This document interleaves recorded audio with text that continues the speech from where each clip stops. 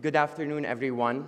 As an introduction, before we get into AI and artificial intelligence, first I'd like to thank a lot Dr. Maishidia and the team of the Maishidia Foundation. I'd like to thank Jordan because this is a home for me. I asked my panelists if they want to speak it in English or Arabic. We chose a mix of both, and that's how we're gonna lead this panel. بس قبل ما أبلش في تحية كتير كبيرة بدي أوجهها. بالعادة بنقول دقيقة صمت، بس تعلمنا recently إنه الصمت مش هو الأداة الأفضل لجيلنا. فاليوم أول شيء رح أوجه دقيقة تحية وأونر. أول شيء لروح أمي اللي هي امرأة فلسطينية توفت السنة الماضية. لروح أي أم اليوم موجودة بمناطق النزاع عم تخسر أولادها شو ما كانت جنسيتهم شو ما كان ديانتهم. الأم شيء مقدس، واليوم نساء في خطوط المواجهة كتار منهم أميات، وتحية كتير كبيرة لهم إن كانوا بفلسطين بأوكرانيا بأي محل بالعالم. And from this introduction بنفوت هلا to something that took us by storm in the last 2 to 3 years. Everywhere I go, it's artificial intelligence and ChatGPT. And something funny now, whenever someone sends me an email, I feel that all emails are the same now. They all start with, I hope you are well, and they all end with, best regards, the name of the person. So from this introduction, I'll start with you, Yasmin. Are we responsible for what ChatGPT is giving us? Or is ChatGPT and AI and whoever developed it are responsible for all these answers, some of which have been very controversial? First of all, Assalamu alaikum wa rahmatullahi wa barakatuh. And thank you so much for having us here today. وشكرا لسعادة ميل استضافتنا اليوم. هذه أول مرة لي أنا في عمان. جايتكم من دولة الإمارات العربية المتحدة من منطقة الخليج. شكرا على مثل ما قال الزميل السابق، أنا حسيت أول مرة بدفء تواجد النساء العربيات مع بعض، وهذه يعني قوة فارقة.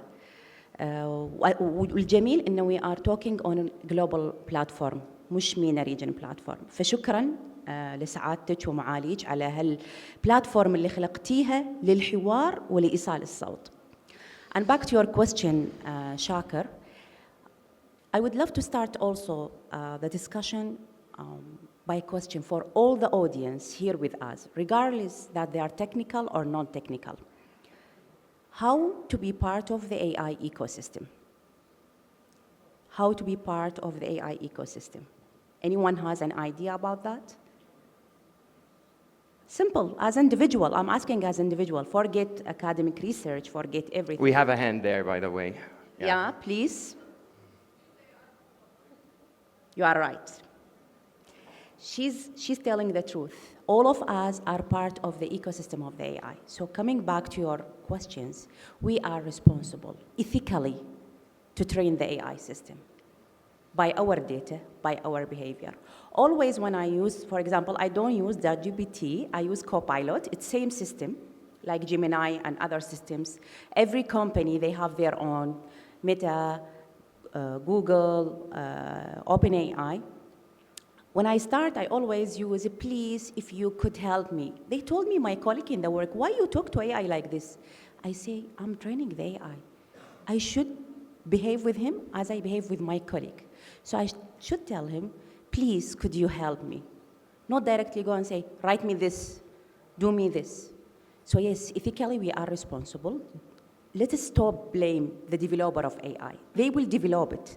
The AI systems, we talk about it today, it's already ready since 2016 and 15, but they did not launch it. They all of the big players like Google, Microsoft, OpenAI, themselves in Silicon Valley, the place when all the world creators of technology there, they did not launch it. Why? The question why? They did not launch these systems because all of them that time they agreed that humanity is not ready. We are not ready as individual and human, not the AI system. So the questions now, are we biased or the AI systems are the bias? So based on actually this angle, I'll move to Ayumi. So we notice in a lot of the answers that ChatGPT gives us, and I'm just giving ChatGPT as one example, we've heard reports about racism, about sexism. We've heard answers as well that are very unfair to a lot of communities. Should we have a police officer to police this? Should we have governance over this? Because if we are going with what Yasmin had said, we feed it and we are creating these prompts. Who has given ChatGPT a sexist, answer? So should we go after that, or? So I don't agree with Dr. Yasmin, with all respect. Some points, yes, but some points, no. Yes, I do agree that because we are the data, what we've done for the past decade, so this data is feeding the machines. However, the algorithms that are done and are developed by the developers, they are the ones who are telling ChatGPT and other generative AI models what to answer. The thing is, most of the AI models, they are developed by men, right? And so there's no diversity in that.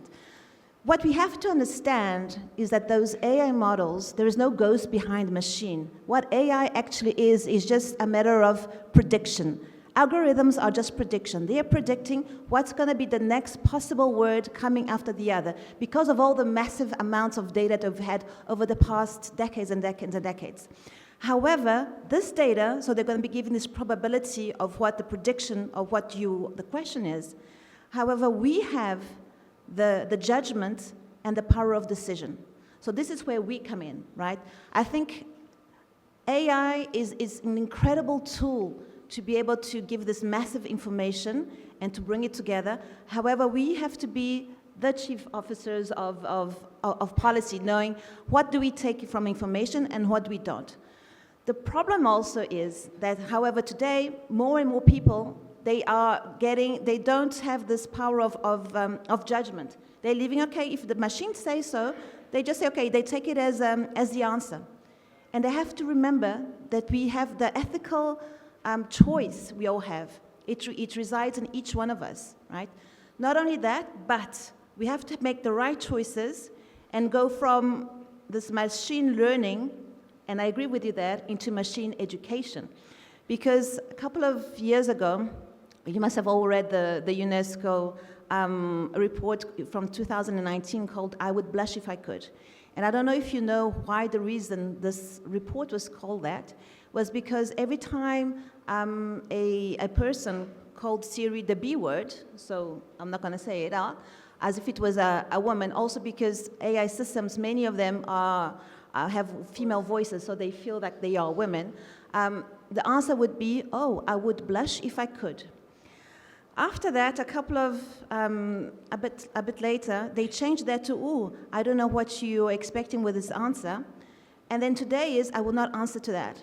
But I really wish that Siri and all the other AI models would just start teaching the users how to talk to them and say, you've talked to me like this, you're not going to be having any answer for the next 2 hours until you apologize. Because at some point, people, they have to take their own responsibilities and they say, okay, this is not the way forward. And the world is in a place right now that we need really people to have consciousness of what the words they say. A word having a voice is power, so they have to acknowledge that and use it in a very correct way and mindful way. This is because we control the AI.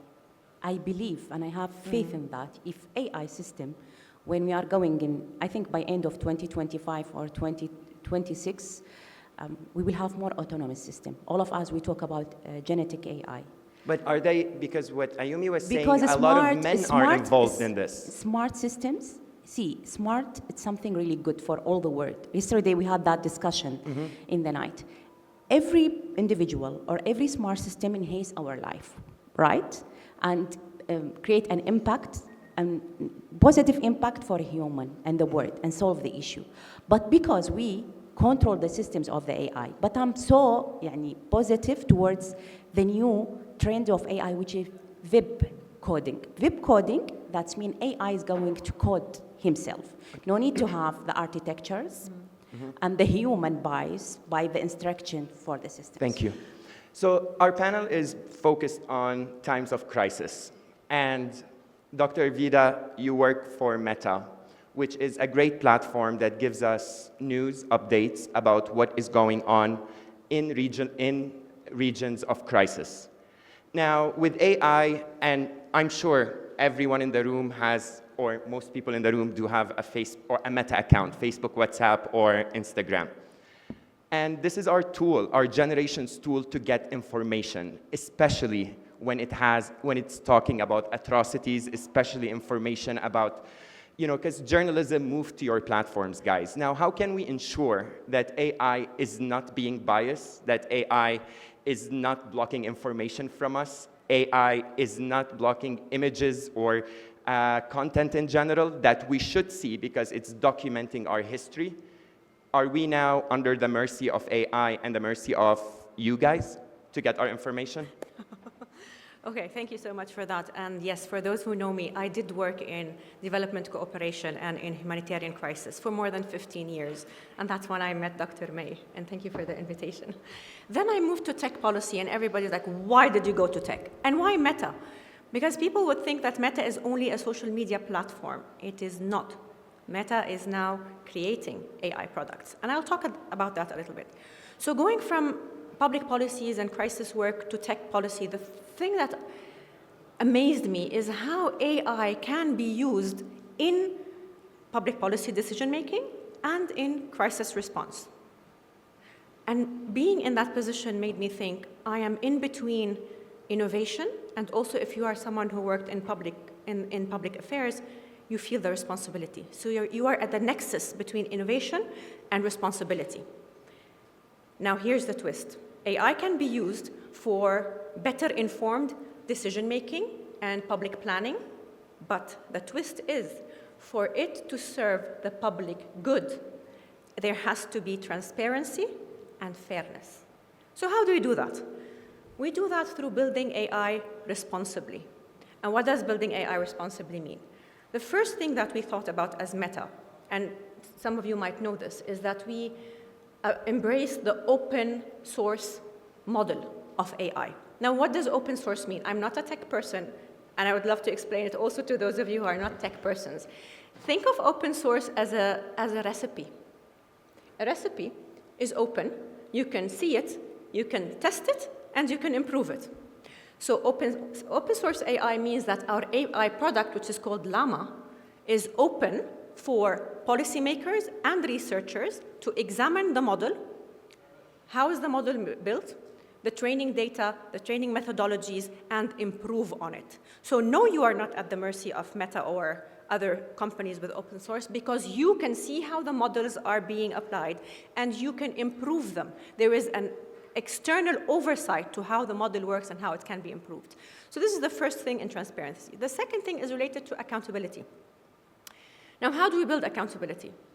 The first thing, and as my colleague just said, human review. Human is at the center of it. AI is meant to help you test your judgment or reach a judgment. It does not take decisions on your behalf. And this is very important to notice. So human-centered, this is the first one. The second one is also by having a community of practice. It's like, I think in certain countries, they're now developing a community of practice where we can come together and speak about the guidelines, about the standards that should govern AI development. That's the second one. A third good practice also for accountability is having boards, like an oversight board that comes up with periodic reports and says how AI is being used for public services or for governance. That's also a very good practice. And the last thing that I wanted to mention is on bias detection. That's very important also for equity. And the way that we can do that is, one, train AI on diverse data. It was mentioned before. Yes, we have a lot of female engineers, but also we have test teams or red team, we call them the red teams. And I'm part of that team. And I stress test the system. And I stress test to see whether it is giving biased results or not. And there should be also audits, periodic audits on what is the AI giving us as outputs. The second thing is, when we train these AI systems, we train them on diverse data from multiple languages, more than 200 languages, I believe, and covering multiple groups. And the thing for decision makers is always test the impact of AI-based decision making on minority groups and on marginalized groups before you implement them. So these are 3 ways in which you can build AI responsibly and maintain transparency and equity. Thank you, Dr. Vida. Dr. Sally, it was said that AI was used or has been used, since you're from Lebanon, I'm going to make this question specific to Lebanon. It has been used in the most recent war on Lebanon, be it in detecting where people are, to doesn't have to do with AI, but to do with technology, the pagers attack, the precision attacks, etc. So we are seeing here another face of AI where it could be scary. I mean, this phone can right now, like, God forbid, explode in a hand. This is scary for us, right? How are we protecting ourselves and protecting our institutions as well of the dark side of AI? Anna, let me take a step back, أول شيء, and make a disclaimer. I will be addressing few points that I little bit disagree with, since he opened this السؤال المشاغب. He knows me, so أعطاني السؤال المشاغب. I'm gonna take it. But before I do this, I'm so proud to see a Lebanese woman taking this position at this influential company, Meta. لأنه I'm gonna tackle this topic for a little bit. How much Meta is influencing our lives at all levels, and it's even more. It makes me more prouder that you have also a background in development and the humanitarian work, which is exactly what we need. However, Meta, generally speaking, I believe if I want to trust Meta in developing AI systems, I have to trust Meta now in what it's doing, which is it has proven that the monopoly of the social media, more or less, and I think the strategy that Meta has been taking is trying to monopolize the scene of social media, is something we need to look at with really a red flag. Okay, number one. Number two, we have seen, يعني نحن we live now بمثلث in a triangle where the most influential power is AI/technology, politics, and money. I think this is the most most weighted equation for ruling the world. This is why we see Donald Trump and Obama before him, but Trump has been very keen in bringing in, even before he was elected the president, bringing in these technological giants on his side, which takes us to another place, which is Akid Meta follows as well, and we see polarization in the world in terms of AI. The US has taken a different course, خلته مفتوح, open, let people be innovative, creative, which is a good thing. كمان, we need creativity, but which is coming, and the EU, which has taken a different course, اللي هو we have to legalize it or at least have an ethical framework. So I think everyone agrees that whether it's Meta or not Meta, we need to be cautious dealing with AI, لأنه we've seen how it was used in the war. And it's good that we saw the Google project. I think إنه and let me take a step back إنه كمان Meta, not you, Meta. حرام Meta. لا مش حرام, هقول لك ليش. لا حرام ومش حرام. هلا the good thing إنه Meta has helped us in actually building AI system in the world because of the data that we share all over the social media, more or less. However, we need to look at these legal frameworks, and we've seen, I have to say it, we've seen, how can I say, unfair practices. Yes, we read about transparency. It wasn't transparent. We've seen these uses in military actions. We've been seeing it even in we've seen it in some cases, political communication cases like Donald Trump, previous Cambridge Analytica thing. So we need to really examine what Meta is doing, and of course Google and co. But we have to be very careful about what is happening. So in the most recent wars, Gaza and Lebanon, have you sensed, you personally, like scrolling down, have you sensed any bias against any group of people, or is that Totally. totally? And I'm so glad that you're So here. out of the audience, who has seen Biased from these giants to the coverage of... I so think we- it was clear, but this is another polarization That's sad. of That social angers media. me, actually. That's why I'm happy honestly, Vera it is here. angers our generation, guys. Because this is like, these are the platforms and the companies we need to trust. We've had, hostages, children getting killed. We've had, so why the bias during such time if we are finding it biased? And does that mean we need to feed the AI system and enhance it now? I think we need to do more. كمان I'm sorry Meta, but I've been advocating for having a platform for the region. I love Meta. I love how it was built initially on the idea of free speech, of access to information, and also the type of conversions or the disruption it did for journalism.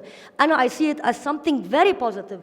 However, I think we need to revise these policies. And yes, we cannot not say that Meta has been biased against the Arab region in the previous wars across the years. And I'm so happy to see you in that position. I know it puts you تحت مسؤولية كتير كبيرة, but I think Sorry? Absolutely, yeah. رد أكيد. Actually, I'm going to move into, would you like... just very quickly, I'm also very happy that you're with us, Dr. Sally, and we, as I said, the community who understands what's happening is very important. We do come together as tech companies, including with Google and others, to define how we are operating. And we do have what we call community standards in Meta, which define our content moderation efforts. Now, these community standards are global, which means they are applicable everywhere. And we have an oversight board that is a kind of, that reviews Meta decisions, and many times non-government organizations, activists, and like yourself can escalate cases to the oversight board at Meta and say, this is a case where this post has been removed and we think it's because there is a bias, and the oversight board will look at it and will come back to Meta with recommendations that are mostly being adopted to enhance our systems. So I do invite you, and I will be inviting you, to join that oversight board. Also, we do need women, Dr. Sally, others, everyone who has an opinion. We do need to come together. We have forums. In fact, we do our community summits here in Amman, where we bring the community together. We have partners from civil society organizations whom we discuss these kinds of policies together and how we can enhance them. Policy making is not carved in stone. It changes, and we always speak about these challenges with our partners. So it's healthy to have this kind Thank of you. conversation. Thank you. Thank Sorry, you. no, but this really drives me mad. This really drives me, because we know that decisions come from the top. So how can we trust, say there's transparency and there's diversity, if everything, all the political has been changed? So it's not your fault once again. But this just doesn't go through. So, but let's change subjects. Because I'm doing my doctoral research right now in bias, in AI, not only in gender, but also in races, in cultures, in minorities. And what I've seen, and it's a very recent research, so we put together 5 different models from Gemini, ChatGPT, Claude, Perplexity, etc., in 5 different languages, mostly the gendered languages, like Arabic, Russian, Portuguese, Spanish, French. We did 20 questions. 20 questions, we asked 50 times, same questions, different days, over all those languages, and we found that 72% of gendered questions defaulted to biased, 71%. In languages, and that's in neutral languages. When you went to gendered language, like Portuguese, it was almost like 100%. A very simple, very stupid example. If you say, what does a nurse look like? Describe me a nurse attending a patient. 100%. So there were maybe 1,000 times with that. Not once was the nurse a man. It was always a woman. You say, okay, but why does it matter? It matters because stories we tell shape the way women see themselves and minorities see themselves and how the world sees them, right? It is shown perfectly. We've got empirical evidence that shows that a child, a girl at the age of 5, she already sees a scientist as a man. So it defines the career of this person. And seeing today that fake news, that all this garbage data is being injected in huge platforms, social media platforms, and that's being completely allowed to do that, and saying that AI is going to be using this garbage data to give us answers that we're just taking it as if it was truth, It drives me crazy. I'm sorry. Okay, so to move on to a more positive note overall around AI, Yasmin, how can AI be, like, some examples of how can we use AI in times of crisis for humanitarian efforts? And I know you've tackled in that a lot in your writings. So just to add, before go to your question, most of people, they know me also in the region. I am leading the Women in AI community in the United Arab Emirates as official ambassador. It's a global non-profit organization. As she said, like, we need more women. There is a women in AI, but we need more women because the idea, it's not about having women, it's about who cares.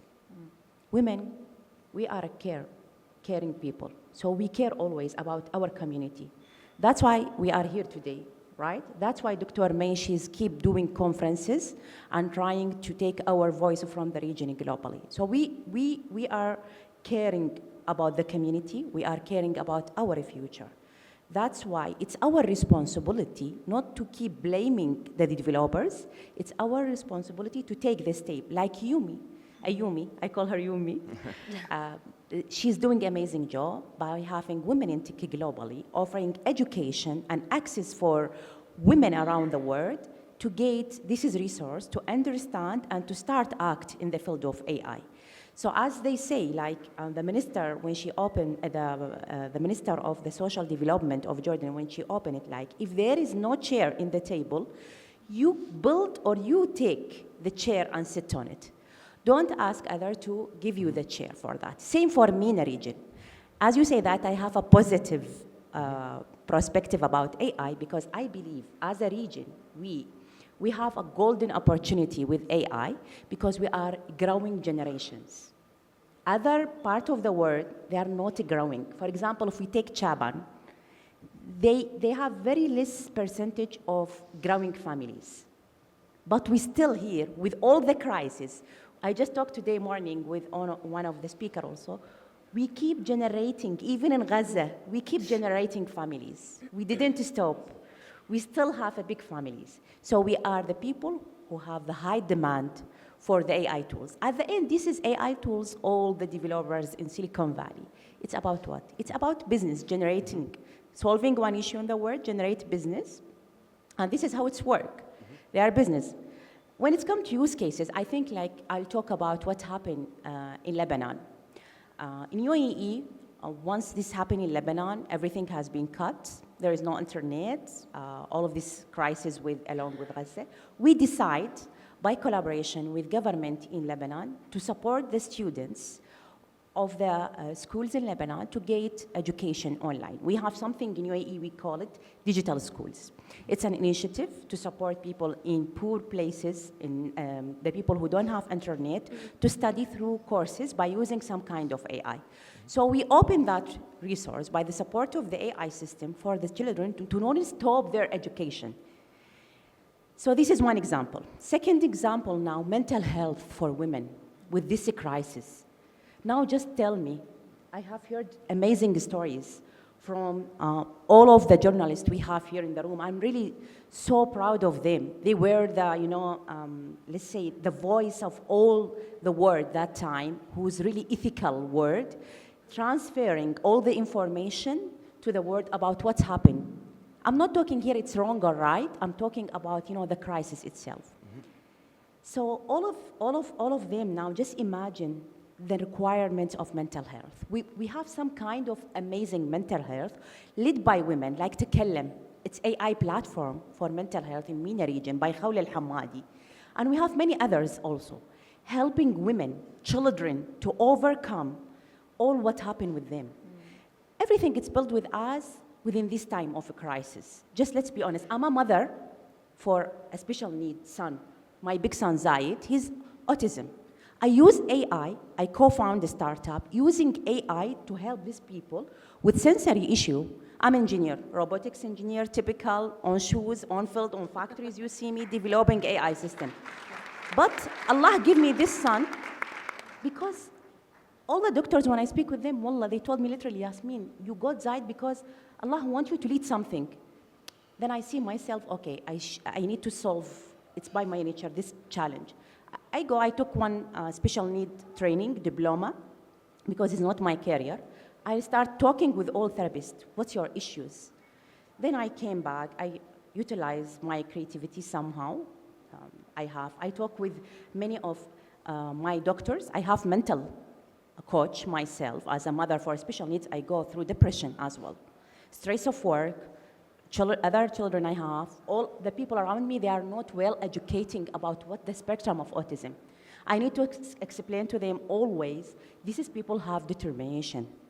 They have the power, they can contribute. So I build an algorithm now, help these people and help the therapists, the education system. The government itself, they get benefit of it because it saves them cost 15% of their budget, okay? Helping them to get education, these people, and help the families as well. As parents, we suffer a lot. So just imagine the people in Gaza same. I have a friend of mine, Dr. Nafi Ilyasi, he traveled to Gaza during this Al Faris al-Shahm campaign we did in UAE. And he's a doctor for children, specifically. So he's keep telling us the story about what happened in Gaza and how really, if we have the AI system there, how could support this. So really, AI system can really now, for example, if we go about how we can rehabilitate Gaza, the minister spoke about what we need to do for next. Let's stop talking only about the past. I always look for the future because it's what we own, present and the future. I don't like to cry about what happened before. This will never solve our issue. Now we win today, at least our voices in global platforms. We have such platforms, we're speaking to each other. So really, if we use the AI, data, as Yumishi mentioned, that we have, and we try to restructure within the AI systems the current resource we have, how we can really use the budgets, how we can use human capital, how we can use ourselves to support rehabilitating Gaza. That will be really amazing. For example, using robotic system to do construction more fast, will help us. Using kind of platforms that can help us with education, instead of waiting the schools to be back. So all of these, a good example about how AI really can help us. But again, there is something we call it legal AI, when committees and policies, I'm myself involved in when we had the World Economic Forum this year in Davos about writing policies, white papers, guidance, how to use embedded AI. There is an ethical AI and there is a legal AI, where regulation is come. Thank you. Just to stay on that positive note, I'll move to you, Dr. Vida. I'll come back, Dr. Ayumi, to you. Real examples are like, to show the real examples of AI innovation, and I know you have some visuals. I have a few visuals. Let's move to the visuals then. Yes. So what I wanted to mention is how we have a program at Meta. It's called Data for Good. And if you're a researcher, if you've worked with the United Nations or with some academic institutions in Lebanon, you will be familiar with this program. This program uses publicly available data. I want to stress this. There are privacy laws that do not allow companies to use private data. So this is publicly available data, a mix of publicly available data, plus AI tools developed by Meta that generate tools that will help in responding to crisis as well as social challenges. So what this program does is that it empowers our partners with privacy-protected data so that they can strengthen community issues or address them. These tools have also been used for research. They've been used by advisors of governments and governments to improve service delivery, and they have been used by decision makers to improve decision-making in public policy. Now, what I want to mention is one of them. This is called the High Resolution Population Density Map. This tool applies satellite imagery as well as census data that you get from formal stakeholders to create a detailed map that shows the population distribution. And how this is being used is that it is used in disaster response to identify the areas that have been affected mostly. So for example, the two tools that I'm going to talk about were used during the Beirut port blast that I'm sure you all heard about, and was used in the earthquakes in Turkey and Syria. just as an example from the Middle East. And the second thing that you can use these population density maps is in infrastructure development. If you want to know where you want to develop your water infrastructure or your transportation infrastructure for a specific population. The second tool that I'm going to mention, I'm only going to mention the population, I will not mention all the tools, but I will mention one of the mobility tools. And you will see it in the Facebook population during crisis. So these, we call them mobility tools, and this is a mix of aggregated as well as anonymized data. Again, this is anonymized data. Nobody is spying on where you are going, at least not me. This is just showing the mobility of the population, where they are moving. Why? Because it helps policymakers and decision makers identify patterns. Now, why do I need to identify a pattern of movement? Because if I have a crisis and there is evacuation, as you know, there are evacuation routings. And sometimes the evacuation routing gets blocked and people can no longer evacuate. So this will help you see how people are evacuating. Also, if you have a population like during the Beirut blast, let's say, people were moving, or during the Syria earthquake, they were moving from the affected area to other areas. Now, you know, if you are doing crisis response, your resources are very limited. And it boils down in the end to reaching the most vulnerable of people in the most vulnerable of places. And this is why I say this helps in more efficient crisis response. And I'm going to stop here. Thank you, Dr. Vida. Dr. Sally, when we go on our... Can I add one positive thing? Because I am an advocate for AI. Please do. And I want to say something. I got into AI, although I don't have a technical background. And one thing that fascinates me about AI is their ability to preserve languages. Yes. And I think the language is one thing that made AI what it is today. And this is how I got into AI, and I have passion for Arabic language because I had very bad command of Arabic language. So I had the ability to get introduced to AI through a project that was based on NLP, natural language processing, because I wanted to preserve my Arabic language. That's why I always choose to publish in Arabic. I published my book بالعربي, and I keep بحاول مثل ما نصحتنا بارعة نعدل بين العربي والإنجليش. But my heart is always Arabic. It's also happening in other languages, like from Maghreb countries, I know. Yeah, whatever. It's also being used for Amazigh language and other languages that we have. The thing is, we can choose whether we want to be مفعول فينا أو فاعلين. So we want to join these platforms where these kind of initiatives like you did, Sally. Even if you're not a technical person, I am not a technical person, you don't need to be a technical person to get on a red teaming team and check and stress test if there are biases. You need to speak the language and get yourself on these teams to include your language. And some AI models are for free. So you can get your own engineers, download, for example, the Llama model, and have your engineer work on this model. Thank you. I would like just to add about Arabic language. We have another Arabic language. It's open source. It's open for engineers and for people. The purpose is to really build the technical skills, specifically for Arabic region, to be competing on global stage with whatever company, Google, Meta. We have something developed in Technology Institute Innovation in Abu Dhabi called Falcon.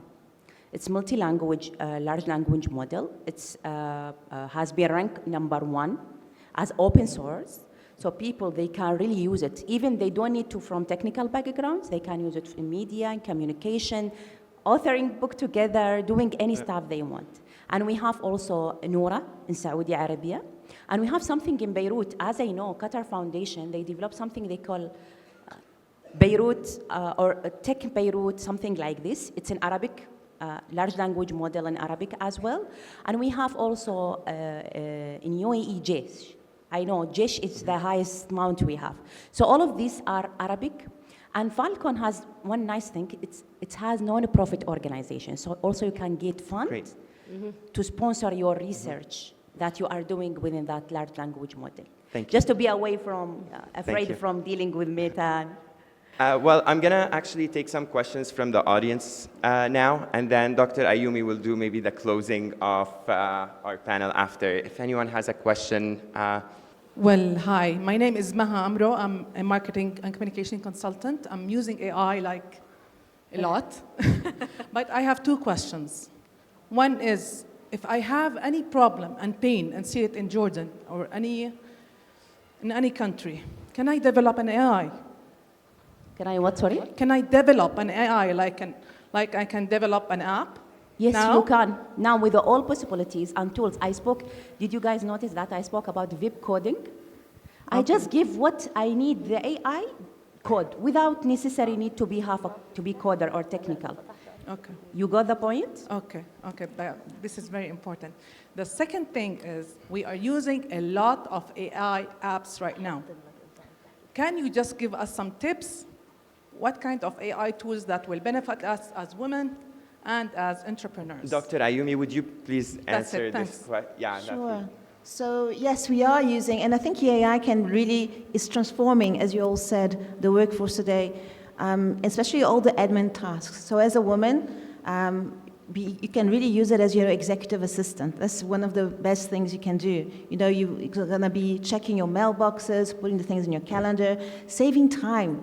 Because time is precious. Time is something that you cannot condense, that you cannot win back. And as I say, time is money, but so you can spend it any way you want. So the time management, so that you can do all the things that you're passionate about, learn things, spend it with your kids, go shop, anything you want, you can do it. So I think use it to simplify your life, right? AI is there to help you, to give you the tools, to give you executive assistance, and many other things, you know, getting your travels. I use it that way, and it does save a lot of time. And obviously, you can also use it for work, you know, whether it's going to be on doing your personal branding, if you want to launch, if you want to start a new startup, you've got an idea. Before, you had to find someone, you know, to make a website, someone to make a business plan, someone to make a pitch deck. With AI, they can do that very quickly. So it's very quickly to launch something. You have an idea, you spark it, okay, let's put it out to the world, see if it works. If it doesn't work, come back, change, adapt. So it makes you save time in many different ways, whether it's in your work, in your personal life, and in every day. So we are closing this. It's saying time up and flashing in my face here, but I promised you to take it. So if we can make it in 10 seconds, great. اسمي مرح عرفات راح أحكي كأم وكشخص بيشتغل بالcreative Can we get to field. the question, please? Because I have 10 Yeah. seconds. Someone is missing their flight if we don't. It's a question for Sorry. my daughter actually. كان عندها درس بgrade 5 عن الروبوتس. His name is Pepper بجامعة الأميرة سمية. سؤال بنتي كان ماما are we being replaced?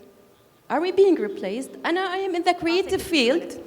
I have some clients who came to me with a business card and full personal branding. And Dr. Vida is going to answer you in 2 minutes. 2 she minutes. says. Yeah. So please In go 2 ahead. minutes. Are we being replaced? Yeah. If you are someone in a decision making or in a government, this question sits heavily on you.